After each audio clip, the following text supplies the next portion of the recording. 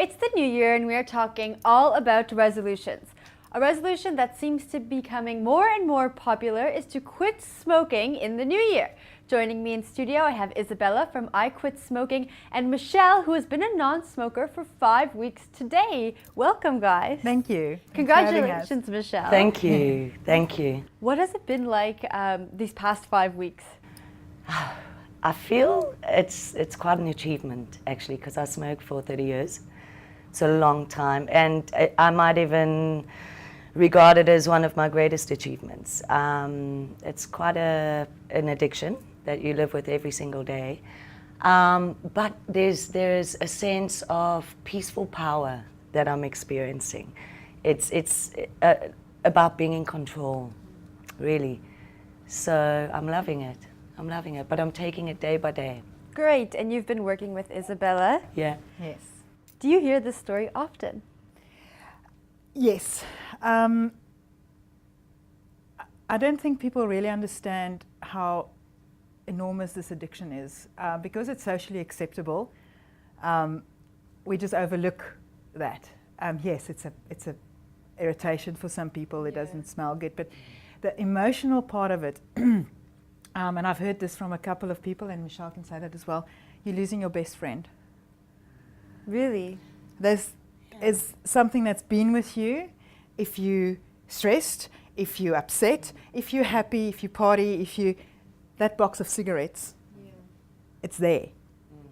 It doesn't talk back, it doesn't reject you. Yeah. It kills you, but you don't realize that. So that's why it's got such a hold on you. And then, as Michelle said, it's like getting out of a bad relationship. Yeah. And you just realize, wow, okay, you know what? Looking back, this wasn't good for me. Yeah. And that amazing feeling of, I've got the power now. I decide my life. I don't get addicted by, It's with you. It's with you all the time. Yes. That's the thing. And perhaps with other addictions like drinking or something like that, unless you're really far gone into the addiction, you're not doing it from morning till evening. And I think with smoking, you're pretty much doing it all day. So it's finding ways to fill that void, that's now being created. And reprogramming yourself with healthy, beautiful, positive affirmations, positive meditations, positive it's like we are like biological computers, and it's like putting you have to a different program, yourself. yeah. Wow. And you have to be mindful, because like eating, it's a very just doing it. So you don't even think. You just go and you grab a cigarette, so you have to get to the point where you literally take it minute by minute. You get because there's also a difference between the actual addiction and the habit. Okay. So there's two very strong differences between that. So in our treatment, we help you with the physical addiction and the craving, and you need to focus on breaking the habit, changing your routine, being mindful, having that moment where your boss screams at you and think, oh, let me just go out and I have to have a cigarette, to think, okay, you know what? It's fine. Take a deep breath. I don't need to do this because it's not going to help. It's not going to make the boss scream at me less or change the situation. Mm-hmm. Be mindful in that minute and say to yourself, okay, I can go through this without a cigarette. And 5 minutes later you realize, okay, I'm still smoke-free, so I can do it for the next 5 minutes. Really being mindful. How hard was that? It is difficult. I don't think IQS is a quick fix. I don't think there are any quick fixes. I think you have to. I love the word Isabella uses, mindfulness. It's like a Buddhist word. When you're being mindful, when you are more in control of what's in the mind. It's what I find, though. I've got a wonderful little saying, and it's easier to just breathe. If I'm mindful in that moment of taking a deep breath or 3 deep breaths, normally the impulse would have been, I'm going to go and have a cigarette. So you're being mindful, you're giving yourself that chance not to react to the impulse. So your mindfulness is increasing all the time, you know. But yeah, you have to stop and think about it, and you take it day by day. You think of the bigger picture and your happiness, and it's like, well, this is what I want. You know, I want to be happy. I don't want this addiction controlling my thoughts all the time. You know, I want to be in control of them. People are watching this and they want to quit smoking today. What are some of the steps they should take to get to where you are? The moment you have, and that's important, that you really need to understand that you want to quit. If you I don't think people realize, sometimes, you know, you think you want to quit, but you don't realize that you actually don't. How do you come to that realization? Well, I think if you get to the point where you say, yes, you want to quit, and understand that there's no quick fix, there's no magic wand, no, it doesn't exist.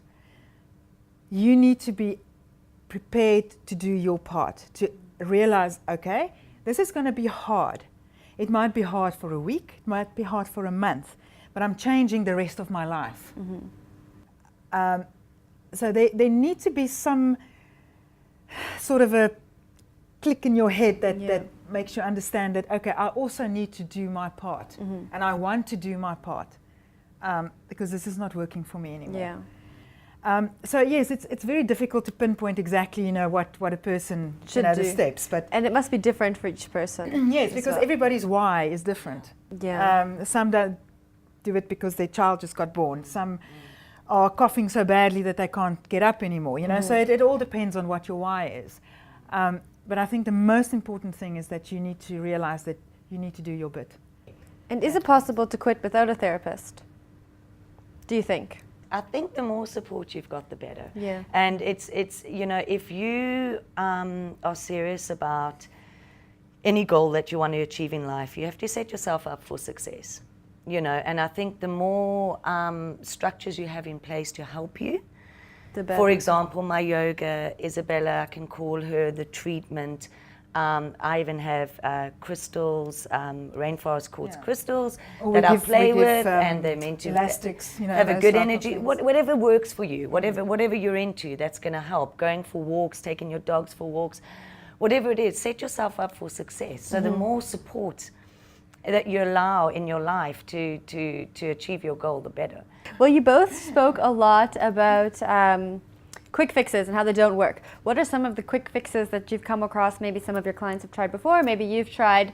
Well, I don't think there are quick fixes, that's the thing, but I've the ones tried, that people try that don't work. Yeah, I've tried, look, again, I think taking something in isolation, for example, I tried hypnosis, thinking, oh yeah, that's completely going to just work in my head. And some people are very successful with just hypnosis, so I don't want to knock it. But it's, you know, and then there's nicotine replacement. There's those horrible chewing gums, which I tried, and I had one and thought, no, I'd rather smoke, thank you, because they're just so ghastly. And then there are the patches, you know. So I don't think there is no quick fix. It's about being serious about, you know, wanting to achieve your goal, and then, you know, finding what works for you. For some people, hypnosis works, you know, for other people patches work. So but it still brings nicotine into your body. Yeah, and that's the so danger it doesn't fix the problem. You're not still clear of it. You're still addicted to the dopamine. Your body still wants that.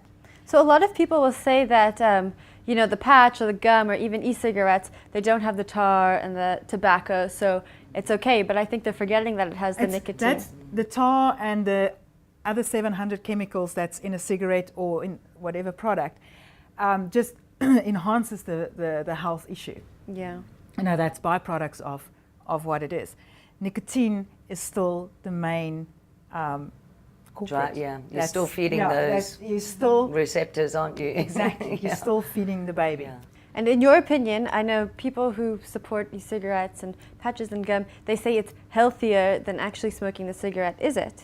Not in the long run. Not in the long run. I mean, yeah, naturally, if there are less chemicals in an e-cigarette, you know, if you're not smoking with the patches, and so yes, it's a step, and it does help a lot of people.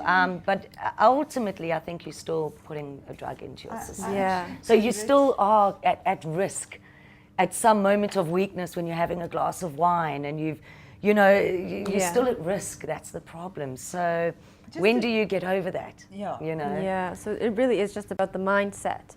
Great. Well, thank you both so much for coming in Thank and you. sharing your story. Thank you. And I think that was great information for everyone who wants to stop smoking in the new year. And I wish all of you out there the best of luck.